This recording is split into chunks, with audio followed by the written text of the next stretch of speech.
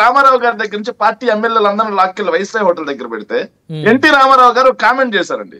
రాజకీయ వ్యభిచారి చంద్రబాబు అని చెప్పి ఒక కామెంట్ చేశారు సార్. అది తర్వాత రోజు పత్రికల్లో వచ్చింది.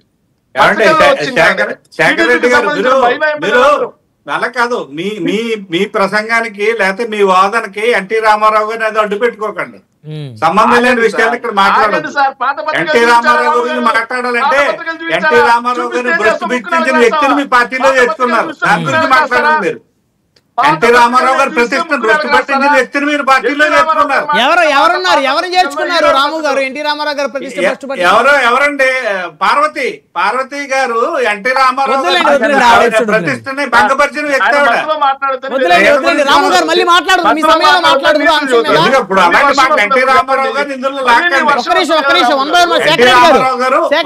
ఎన్టీ రామారావు గారు పదే పదే ఆయన లేని వాళ్ళ గురించి చర్చ అవసరం లేదు కదా. ఆగండి సార్, చరిత్రనే తెలుసుకోవాలి సార్.